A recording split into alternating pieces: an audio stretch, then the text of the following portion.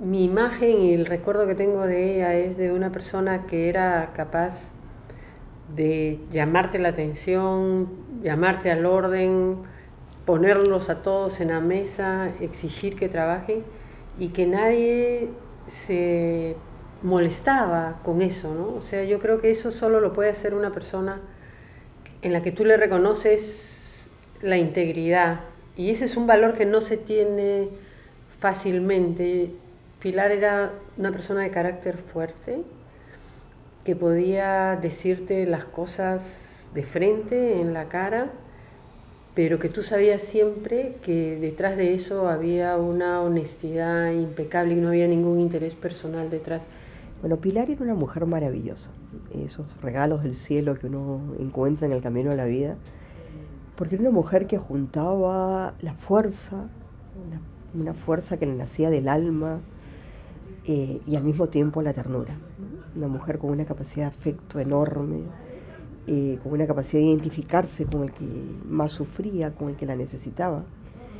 Y eso, esa combinación entre fuerza y ternura pues da una característica especial. Yo tuve el privilegio de conocerla hace 25 años por lo menos, cuando recién iniciábamos el trabajo de la Coordinadora Nacional de Derechos Humanos. Los primeros años no existía la figura de la Secretaría Ejecutiva, esta era un colegiado, pero rápidamente en el año 87 se decidió crear la Secretaría Ejecutiva y se le seleccionó a Pilar para que asumiera esta función. Y a partir de ese momento fue un referente fundamental para todos nosotros, porque sabía buscar los consensos, que era lo que fue difícil construir en el movimiento de derechos humanos. Y ella estaba muy interesada por la defensa legal, por las denuncias de las violaciones a los derechos humanos, por la situación de las personas encarceladas, por los casos de tortura. Ella, quiero recordar, también en Ayacucho, el año 88, si mal no recuerdo, fue detenida con un grupo de activistas de derechos humanos cuando estaban averiguando sobre situaciones de violaciones a los derechos humanos, detenidos, desaparecidos. Era una persona muy, muy activa. Esa es la primera imagen que yo tengo de ella. Pero era muy, muy directa, ¿no? O sea, podía decirme, mira, estás equivocada en esto, en esto y en esto. Y te lo decía con tanta elegancia que había que asumirlo, ¿no? Y me encantaba ir a su casa, porque ella podía invitarte a un té con 2 galletas como si fuera el festín más grande del mundo y sacaba todos sus, no sé, sus tacitas y la conversación siempre era tan agradable, ¿no? Para mí Pilar es una santa del siglo XXI, una mujer de una fe que mueve montañas, que movió montañas en el Perú, inconmovible, y que incluso en los momentos más duros fue una fe que nunca perdió, que le permitió hacer todo lo que hizo y llevar la vida que llevó, ¿no? Y Pilar además era una mujer de enorme esperanza.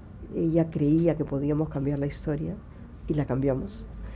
Ella creía que la causa de la justicia y la causa de la verdad triunfarían tarde o temprano. Y peleó toda su vida por eso, ¿no? Peleó por ser coherente entre lo que pensaba, lo que creía y lo que vivía.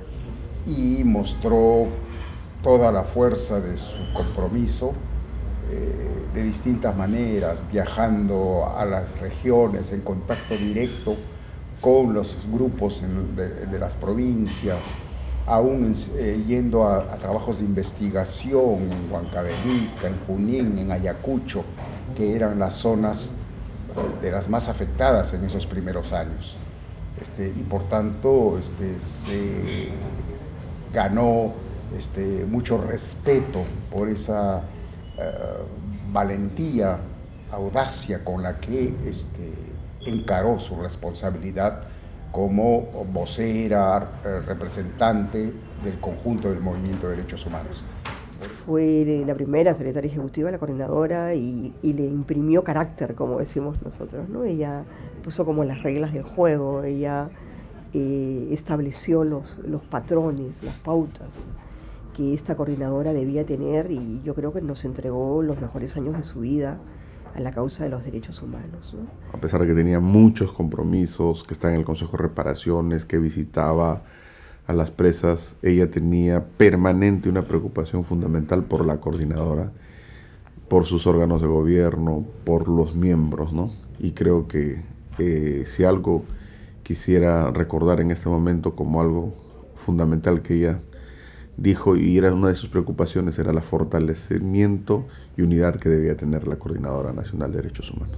Ella creo que sentó las bases del trabajo, de un trabajo de consenso, en la que todos nos poníamos de acuerdo en algo y trabajábamos por eso, ¿no? Y yo creo que eso fue algo nuevo en el país. No había una tradición de un trabajo de consenso, cada uno siempre tiraba para su lado, o las personalidades que quieren resaltar. En cambio ella era la que trajo a todos, los sentó alrededor de la mesa y nos puso a trabajar. Es algo que pocas personas tienen. Hasta el final, ¿no? Yo estuve con ella muy pocos días antes, tuve la suerte de acudir a un llamado suyo. Y ahí me decía que su gran temor era fastidiar a los demás en su vejez.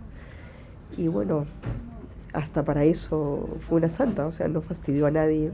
Se fue inmediatamente, demasiado rápidamente para los que la queremos y la necesitamos. El jueves antes de morir ella estuvo en la cárcel, ¿no? Y la semana anterior estuvo en una conferencia sobre problemas penitenciarios. Y una semana antes estuvimos en la inauguración de la exposición de la Cantuta, y aunque sea tarde, aunque sea en el centro de Lima, aunque sea donde sea, siempre ella estaba ahí presente, ¿no? Es una persona que nos da el ejemplo de vida, ¿no? No es algo que tú puedas recordar en Pilar un hecho determinado. Pilar es un testimonio de vida, ¿no? Eso es, creo, lo más resaltante de ella. La verdad que la vamos a extrañar muchísimo, nos va a hacer una falta enorme, ¿no? Creo que habría que agradecer a la vida el tener la posibilidad de haberla conocido, ¿no? Porque en verdad era una mujer excelente.